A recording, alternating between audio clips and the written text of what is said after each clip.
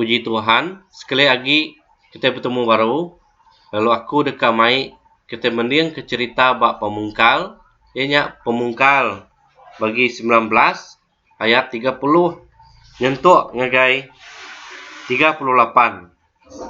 Oke, lalu kita dekat berkenang ke cerita bab asal orang Moab ngau orang Amon. Ayat ke-30. Laban Lot takut dia disual. Nya alai, ia mai anak induk ia dua ikutnya pindah ke bukit. Lalu dia dalam gua batu. Ayat 31. Ko anak ia ti tuai berjakuk ngau adik ia. Apai tua nyau tuai. Lalu lelaki bukai nadai agi di serata dunia. Ti tahu ngau tua jadi. Ngambil ke tua tahu beranak berkejalan jalai selama. Lalu ayat ke-32. Uji tua meri. Apai ngirup ai bisa ngambil ke ya mabuk. Lalu dekat beleman engau tua. Awak ketua tahu beranak. Ayat 33. Malamnya seduai numi apai seduai. Lalu anak induk ya ti tuai beleman engau apai ya.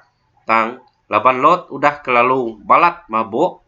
Nya alai ya ndak nemu pengawak diri. Ayat 34.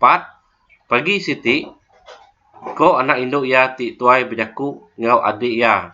Aku bisi beleman ngau apai tua semalam. Aram tua meri apai tua ai bisa ngambil ke ya mabuk lalu dekat beleman engau nuan. Lalu ngujung ke tua sama belak beranak. Ayat ke-35. Malamnya seduai numi apai seduai baru.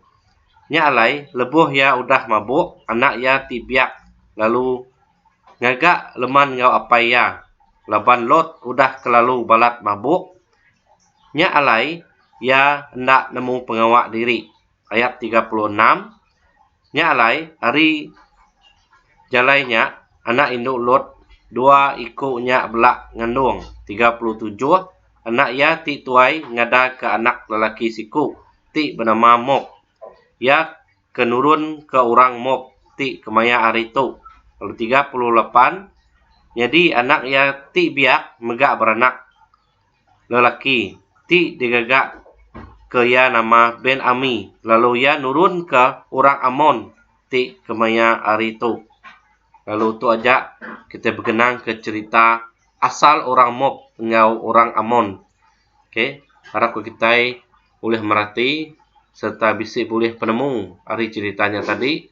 Nyalai kita bersampai ngambil ke Tuhan berkat ke kita semua. Amin.